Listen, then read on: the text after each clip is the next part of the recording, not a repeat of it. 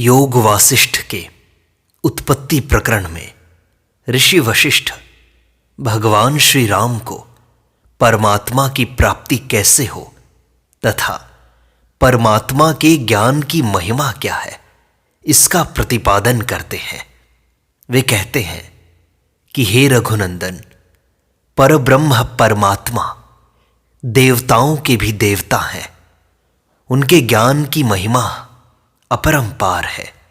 उनके ज्ञान से ही परम सिद्धि मोक्ष की प्राप्ति होती है।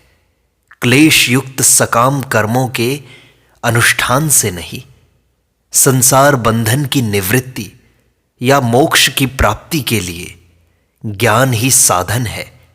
ज्ञान के अतिरिक्त सकाम कर्म आदि का इसमें कोई भी उपयोग नहीं है, क्योंकि मृग तृष्णा में होने वाले जल के भ्रम का निवारण करने के लिए ज्ञान का ही उपयोग देखा गया है। ज्ञान से ही उस भ्रम की निवृत्ति होती है, किसी कर्म से नहीं। सत्संग तथा सत्य शास्त्रों के स्वाध्याय में तत्पर होना ही ब्रह्म ज्ञान की प्राप्ति में हेतु है।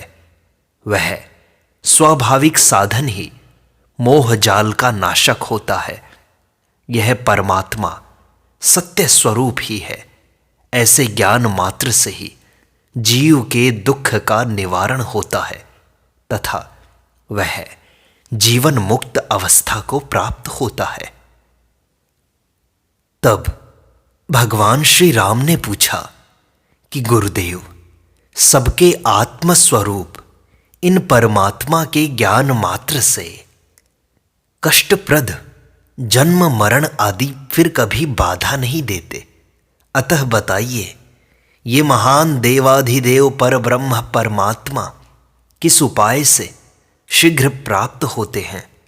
किस तीव्र तपस्या से अथवा कितने महान क्लेश उठाने से इनके ज्ञान की उपलब्धि हो सकती है? ऋषि वशिष्ठ कहते हैं, श्री राम अपने पुरुषार्थ जनित प्रयत्न से विकास को प्राप्त हुए विवेक के द्वारा उन परमात्म देव का यथार्थ ज्ञान होता है। इसीलिए पुरुष के द्वारा उचित प्रयत्न के द्वारा भवरोग के निवारण के लिए मुख्य औषधों का संग्रह करना चाहिए। सत्य शास्त्रों का अभ्यास और सत्पुरुषों का संग, ये दो प्रधान औषधियां संसार रूपी रोग का नाश करने वाली हैं। इस जगत में संपूर्ण दुखों के विनाश की सिद्धि के लिए एकमात्र पुरुष का पुरुषार्थ ही प्रधान साधन है। उसे छोड़कर दूसरी कोई गति या उपाय काम दे सके, यह संभव नहीं। रघुनंदन, आत्मज्ञान की प्राप्ति के लिए अपेक्षित उस पुरुष प्रयत्न का स्वरूप कैसा है, जिसका पूर्णतया पालन करने से राग द्वेषमयी महामारी शांत हो जाती है, यह बताता हूं। ध्यान से सुनो। मुमुक्षु पुरुष को चाहिए कि वह यथासंभव ऐसी वृत्ति के द्वारा जो लोक और शास्त्र के विरुद्ध न हो, निष्काम भाव से जीवन निर्वाह करता हुआ संतुष्ट चित्त हो, भोग वासना का परित्याग करे। अपनी शांत वृत्ति के द्वारा यथासंभव उद्योग करके सत्संग और सच्चे शास्त्रों का अभ्यास, इन दो साधनों की सबसे पहले शरण लेनी चाहिए। जो पुरुष प्रारब्ध के अनुसार जो कुछ भी मिल जाए उसी से संतुष्ट रहता है, सत्पुरुषों अथवा शास्त्रों द्वारा निंदित वस्तु की ओर आंख उठाकर नहीं देखता और सत्संग एवं सच्चे शास्त्रों के अभ्यास में तत्पर रहता है, वह शीघ्र ही मुक्त हो जाता है। देश में प्रायः सज्जन पुरुष, जिसे श्रेष्ठ महात्मा कहते हैं, वह यदि ज्ञान वैराग्य आदि उत्तम गुणों से युक्त हो तो अवश्य ही श्रेष्ठ महात्मा है। ऐसे महात्मा की प्रयत्न पूर्वक शरण लेनी चाहिए। संपूर्ण विद्याओं में अध्यात्म विद्या प्रधान है। उस अध्यात्म तत्व की चर्चा से युक्त जो भी उपनिषद, ब्रह्मसूत्र एवं गीता आदि सच्चे ग्रंथ हैं, उन्हीं को सत शास्त्र कहते हैं। उनका विवेक पूर्वक विचार करने से मनुष्य मुक्त हो जाता है। जैसे निर्मली के चूर्ण के संसर्ग से जल की मैल साफ हो जाती है, तथा जिस प्रकार योग के अभ्यास से लोगों की बुद्धि शुद्ध हो जाती है, उसी प्रकार सत्य शास्त्रों तथा सत्संग से प्राप्त हुए विवेक के द्वारा अज्ञान का बलपूर्वक निवारण हो जाता है। रघुनंदन, जिन परमात्मा देव की चर्चा की गई है, ये कहीं दूर नहीं रहते, सदा शरीर में ही स्थित हैं और चेतन रूप से विख्यात हैं। ये ही चिन्मय चंद्रशेखर शिव हैं, ये ही चिन्मय गरुड़ वाहन विष्णु हैं, ये ही चिन्मय सूर्य हैं तथा ये ही चिन्मय ब्रह्मा है। कार्य कारण स्वरूप इन परब्रह्म परमात्मा का साक्षात्कार हो जाने पर इस साधन परायण के हृदय की गांठ खुल जाती है। संपूर्ण संशय छिन्न भिन्न हो जाते हैं और संपूर्ण शुभ अशुभ कर्म नष्ट हो जाते हैं। श्री राम, जब परमात्मा का ज्ञान हो जाता है, तब विष के वेग के शांत होने पर जैसे विषूचिका मिट जाती है, उसी प्रकार संपूर्ण दुखों की परंपरा नष्ट हो जाती है।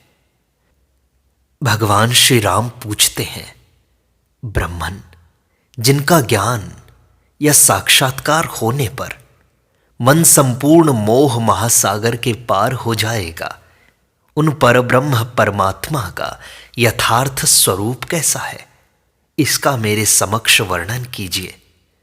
तब ऋषि वशिष्ठ कहते हैं, रघुनंदन, जिस ज्ञान रूपी महासागर में नाश आदि विकार के बिना ही ज्यों के त्यों स्थित हुए इस संसार का अत्यंत अभाव ही सिद्ध होता है, वही परमात्मा का स्वरूप है, जो परम चिन्मय होने के कारण अत्यंत सूक्ष्म होकर भी अज्ञानी जनों की दृष्टि में विशाल पाषाण की भांति स्थूल रूप से स्थित प्रतीत होता है, तथा चिन्मय होता हुआ भी मूढ़ मनुष्यों के अंतःकरण में जड़ के तुल्य ही जान पड़ता है। वह परमात्मा का स्वरूप है। तब श्री राम पूछते हैं, हे मुने, परमात्मा सत्य है, यह कैसे जाना जाता है, तथा इतने बड़े इस जगत नामक दृश्य को झूठा कैसे समझा जाए। आप कहते हैं इसकी उत्पत्ति हुई ही नहीं है, यह बिना हुए ही प्रतीत हो रहा है, यह बात कैसे समझ में आए। तब ऋषि वशिष्ठ बताते हैं, रघुनंदन, जैसे रूपहीन आकाश में भ्रम के कारण नील पीत आदि वर्णों की प्राप्ति होती है, उसी प्रकार सच्चिदानंदमय ब्रह्म में यह जगत संबंधी भ्रम पैदा होता है।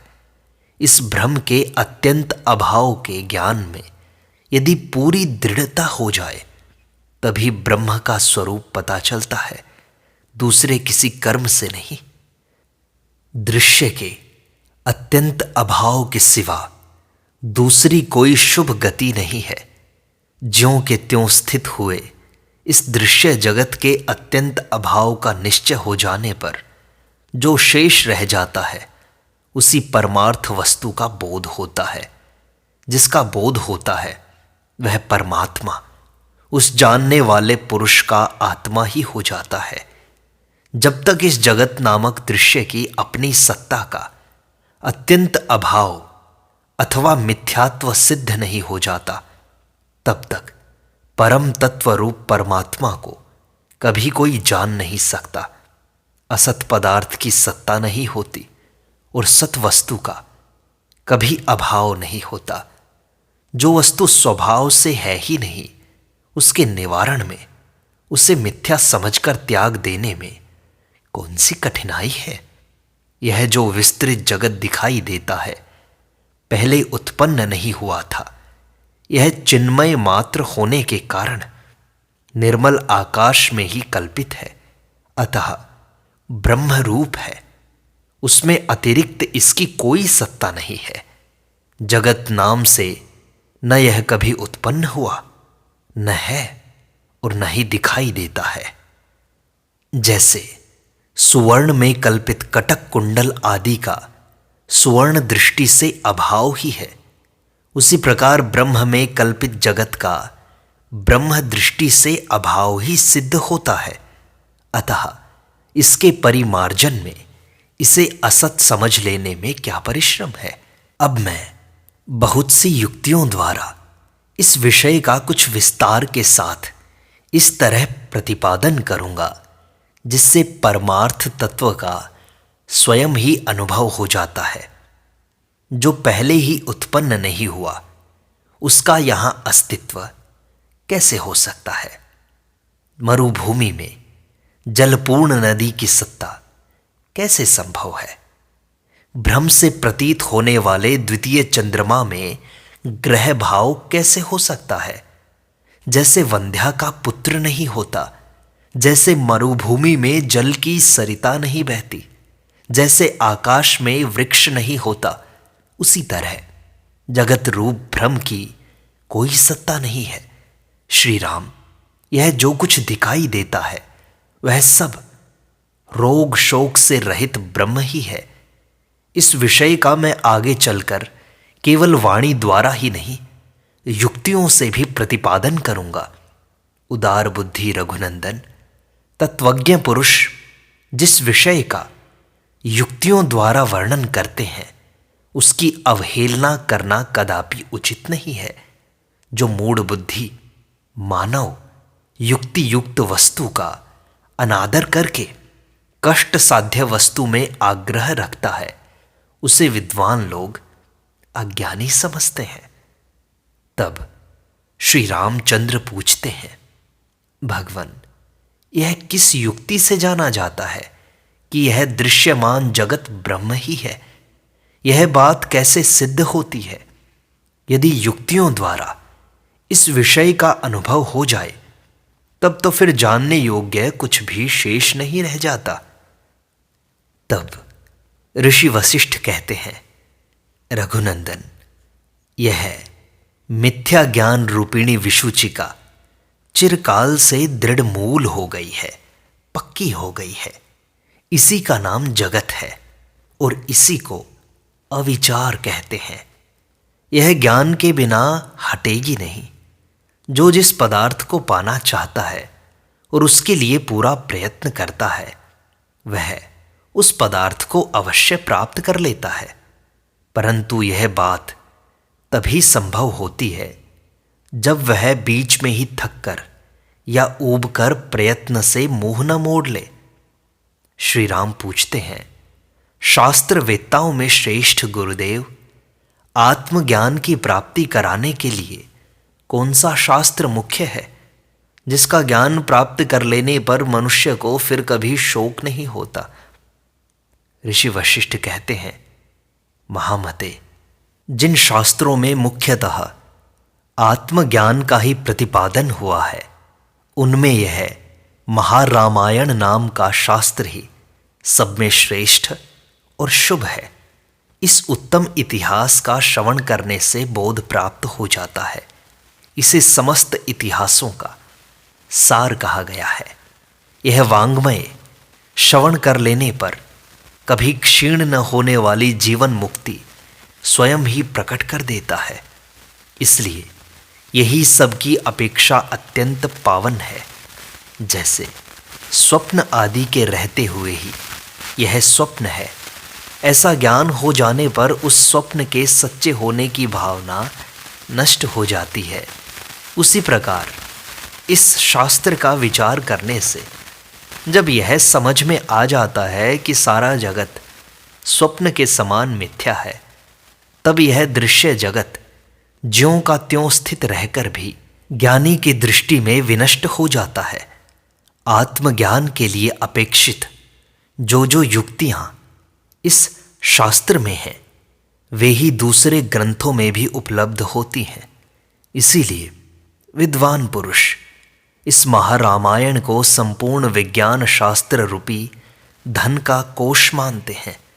जो पुरुष प्रतिदिन इस महारामायण का श्रवण करता है उसमें उत्कृष्ट चमत्कार आ जाता है। उसकी बुद्धि अन्य ग्रंथों के स्वाध्याय से उत्पन्न हुए बोध की अपेक्षा उत्तम बोध को प्राप्त कर लेती है, इसमें संशय नहीं।